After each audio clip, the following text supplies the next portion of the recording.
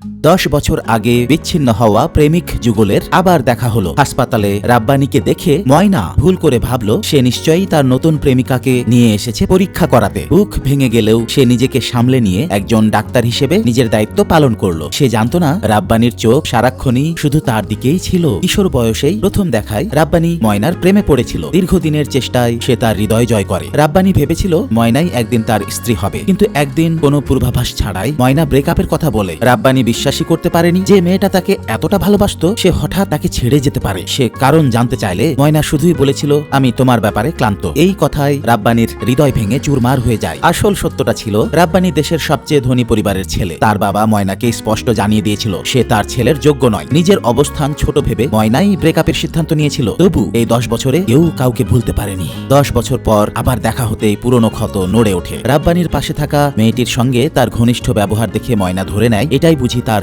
নতুন প্রেমিকা। সে জানতো না মেয়েটি রাব্বানীর ছোট বোন। ময়না এই হাসপাতালে কাজ করে এটা জানতে পেরে রাব্বানী ইচ্ছা করেই প্রতিদিন বোনকে নিয়ে হাসপাতালে আসতে শুরু করে যাতে তাকে দেখতে পায়। রাব্বানীর মা বুঝতে পারেন ছেলে এখনো ময়নাকে ভুলতে পারেনি। তিনি ময়নাকে আবার জীবনে ফিরিয়ে আনার উৎসাহ দেন। কিছুদিন পর রাব্বানী জানতে পারে ময়না অন্য কারো সঙ্গে ডেটিং করছে। তিক্ততায় ভরে যায় তার মন। তবু ময়নাকে অনুসরণ করতে গিয়ে সে দেখে লোকটা ইচ্ছে করেই ময়নার কাঁধে হাত দিতে চাইছে। রাব্বানী সঙ্গে সঙ্গে তাকে থামায়, কিন্তু জানতে পারে সে ময়নার প্রেমিক নয়। তখনই রাব্বানী ছেলেটাকে তাড়িয়ে দেয়। বৃষ্টি হলে রাব্বানী ছাতা ধরতে চাইলে ময়না ইচ্ছা করে এড়িয়ে যায়, কারণ সে ভাবে রাব্বানীর তো প্রেমিকা আছে এখন। এর পরের দিনগুলোতে রাব্বানী বিভিন্ন ভাবে ময়নার কাছে যাওয়ার চেষ্টা করে। হাসপাতালের বাইরে অপেক্ষা করে সে, এমনকি মহিলাদের ওয়াশরুমেও সে চলে যায়। সে প্রশ্ন করে, অতীতের সবকিছু কি তোমার হারিয়ে গেছে মন থেকে? ময়না পাল্টা একই প্রশ্ন করে। রাব্বানী উত্তর দিতে যাচ্ছিল, কিন্তু ময়না হাত সরিয়ে নেয়। সে ভয় পায় যদি বলে ফেলে সে এখনো তাকে ভালোবাসে। অবশেষে একদিন মাতাল অবস্থায় রাব্বানী ভিডিও কলে সেই প্রশ্নটাই করে যা সে 10 বছর ধরে লুকিয়ে রেখেছিল। আমি তোমাকে এখনো ভালোবাসি, তুমি কি আমাকে ভালোবাসো?